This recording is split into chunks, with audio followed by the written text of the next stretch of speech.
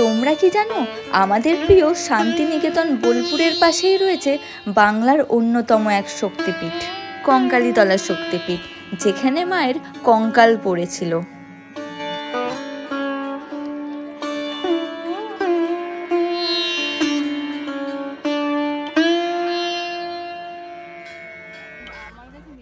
অবশেষে শান্তিনিকেতনের সোনাঝুরি হাটকে বিদায় জানিয়ে আমরা এগিয়ে চললাম আমাদের পরবর্তী গন্তব্যস্থলের দিকে, বোলপুরে অবস্থিত কঙ্কালীতলা মায়ের মন্দির। কঙ্কালীতলা হলো ভারতের পশ্চিমবঙ্গ রাজ্যের বীরভূম জেলার বোলপুর মহকুমার একটি গ্রাম পঞ্চায়েত ও একটি হিন্দু তীর্থ। বহু পুরনো ও বহু জাগ্রত এই মায়ের মন্দির। হাতে একটু বেশি সময় করে নিয়ে গেলে বেশ অনেকগুলি সতীপীঠ ঘোরা যাবে একদিনের মধ্যে, কারণ বেশ কটি সতীপীঠ এই আশেপাশে এই জেলাতেই রয়েছে। ট্রেনে করে গেলে বোলপুর স্টেশনে নেমে সেখান থেকে টোটো বা অটো করে যেতে হবে। গাড়ি নিয়ে গেলে তো কোনো কথাই নয়, ভালোভাবেই ঘুরে আসা যায়।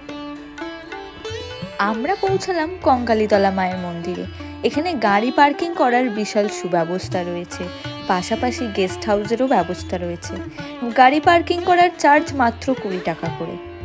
আমরা গাড়িটা পার্কিং করেই আগে ভোগের কুপনটা কেটে নিলাম। সময় এখন ওই 1টা-1:30 মতো। এরপরে গেলে কুপনটা আর পাওয়া যাবে না, কুপন দেওয়া হয় 2টো পর্যন্ত। তাই আমরা দেরি না করে আগে ভোগের কুপনটা কেটে নিলাম। এখন এসে আমরা পুজো কিনলাম। পুজো পাওয়া যায় 21 টাকা থেকে শুরু করে। আমরা পুজো কিনে এবার রওনা দিলাম মায়ের মূল মন্দিরের উদ্দেশ্যে। মন্দিরের প্রবেশ হতেই জয় মা কঙ্কালী লেখা এই তোরণটি দেখতে পেলাম। এবার চলুন মন্দিরের ভেতর। বিশাল চত্বর এলাকা নিয়ে এই মন্দিরটি। অবশ্য আগে কিন্তু এত কিছু ছিল না। কথিত আছে এটিই নাকি শেষ শক্তিপীঠ, কঙ্কালীতলা মায়ের মন্দির। এখানে নাকি মায়ের কঙ্কাল পড়েছিল। আমরা গেছিলাম 31শে ডিসেম্বর 2024, সেই জন্য সেই দিনে একটু মন্দিরে ভিড় ছিল। বাদবাকি টাইমে মোটামুটি ফাঁকাই থাকে, কিন্তু সেটি একটি বিশেষ দিন বলেই ভিড়টা একটু বেশিই ছিল। এই শক্তিপীঠে মায়ের কোনো মূর্তি নেই, আছে একটি শিলা ও একটি ছবি। মায়ের মন্দিরের ঠিক পাশে আছে একটি পুণ্যকুণ্ড। এই কুণ্ডের জল খুব পবিত্র মানা হয়। এখানে কেউ পা দেয় না, কেন জানেন? মানা হয় এই কুণ্ডে সতী মায়ের কঙ্কাল পড়েছিল। এই জলকে খুব পবিত্র মানা হয় এবং শান্তির জল হিসেবেই শুধু ব্যবহার করা হয়। মানা হয় এই কুণ্ডের মাঝখানে এখনো নাকি সেই অংশ আছে। মন্দির খোলা থাকে 6টা থেকে রাত 8টা পর্যন্ত।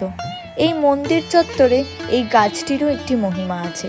লোককথা অনুযায়ী নিজের মনস্কামনা পূরণের জন্য অনেকেই এই গাছটিতে সুতো বেঁধে দিয়ে যায়। এই সুতো অবশ্য পুজোর দোকানগুলোতেই পেয়ে যাবেন। এই মন্দিরের আশেপাশে বহু আরও মন্দির আছে, যেমন এটি একটি শিব মন্দির। এই মন্দিরের সেবায়েতরা 2 জায়গায় ভোগ খাওয়ার ব্যবস্থা করে থাকেন। একটি হচ্ছে মূল মন্দিরের ঠিক ডান পাশে, আর আরেকটি আদি ভোগঘর। এইটি মূল মন্দিরের বাইরে পার্কিং এরিয়ার দিকে। ভোগ খাওয়ার জন্য ভোগের কুপন কাটতে হয়, মাত্র 60 টাকা করে সেই কুপন। আর এই যে এখানে চেয়ার টেবিলে বসে খাওয়ানো হচ্ছে, এর দাম 120 টাকা করে। আমরা এখানে আগেই কুপনটা কেটে নিয়েছিলাম, কারণ আমরা পৌঁছেছিলামই 1টা নাগাদ।